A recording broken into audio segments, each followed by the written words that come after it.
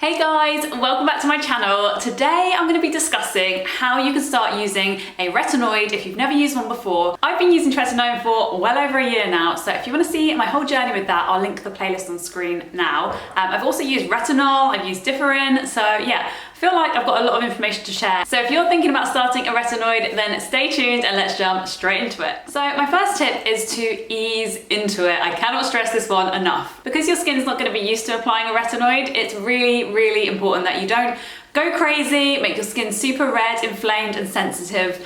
So my best tip for this is actually just applying a really small amount each time, and you can work your way up. So in the beginning I was using honestly the tiniest amount, so much so that I don't think it was really doing anything. But what it allowed my skin to do was build up a tolerance, so gradually I could apply more and it would work even better. Now my skin feels completely fine when I use it, and I actually use a lot more than what most people do. I've always read that it's meant to be a pea size amount. I honestly use far more than that.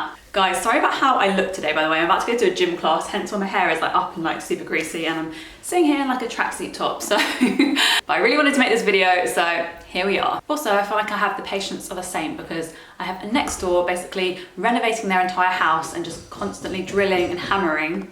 And then I have downstairs, my neighbour downstairs, who's basically sawing things in the garden. So there's a lot of stop and starting here. I apologise if it's kind of like really choppy. So my second tip, and this one is super important, and that is not to use any other actives. And yes, you can start introducing those again when your skin is used to the retinoid, but in the beginning, your skin might become really sensitive. So for example, if you're somebody that normally uses a BHA or an AHA face wash, like salicylic acid for example, you might want to go really easy with this. For me, when I've tried to use acids alongside retinoids, it really has made my skin really red and irritated. Okay, so the next thing that I really need to add is that you're probably going to have quite dry skin when using a retinoid. So super important to moisturize. I know you should moisturize anyway, but super important if you're going to be dealing with retinoid dry skin. So the best tip that I found that I've been doing for about a year now is actually moisturizing to damp skin.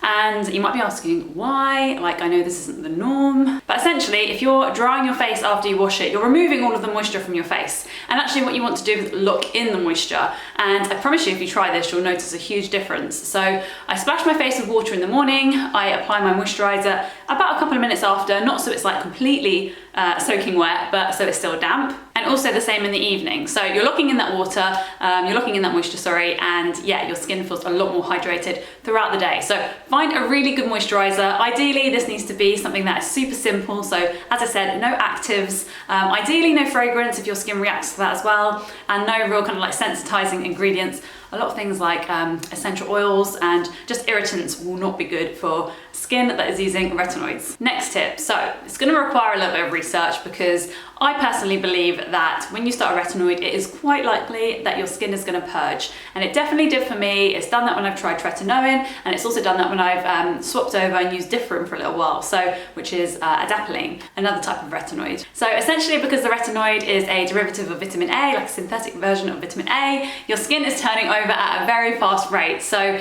if your skin is doing that, it's also allowing anything that's sort of built up underneath the skin to kind of come to the surface. And on top of that, you're actually experiencing quite dry, inflamed skin anyway, during that kind of period of time where your skin is actually getting used to the retinoid. So when I first started tretinoin, I just completely freaked out because my skin started to break out after almost being completely clear for such a long time. It was about a year after Accutane that I started tretinoin. But yeah, I think the main sort of take home is if your skin does start to break out when using a retinoid at first, hang in there because it does sometimes take up to 3 months, which it definitely did for me, to stop breaking out. Your skin becomes super photosensitive when you're using a retinoid. So honestly, if you're going to be applying this and then going out into direct sunlight, you're actually going to be causing more damage than good. And I know a lot of us that are applying this are doing this for things like anti-aging benefits, to reduce fine lines, acne scars, acne pigmentation.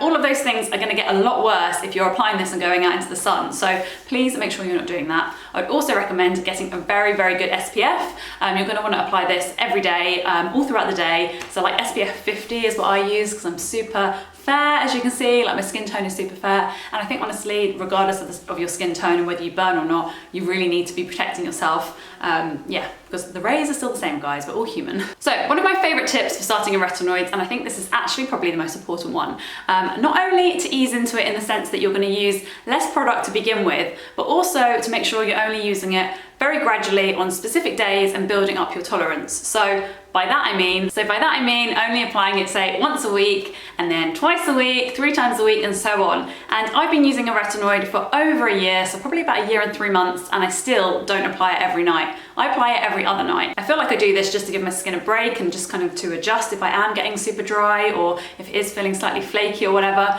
This really, really helps. And I would so suggest doing this if you're just starting out, because you want to ease into it, like I said, build up your skin's tolerance, and your skin will thank you for it, I promise. Also, if you're using a retinoid, I'm obviously not perfect at this either, and I could always do with some tips. So yeah, if you have anything to share, please leave it in the comments so that I can find out how you apply tretinoin, and also everyone else can find out too if they're reading the comments as well. So like I said, if you actually want to see my entire journey with retinoids and see actually how my skin has done, like month after month, I have like a 1 month, a 3 month, 6 month, 9 month, year even updates. So they're all in a playlist, and in fact I'll make life really easy for you. If you just click the box below, you can see all of my tips, see my entire journey.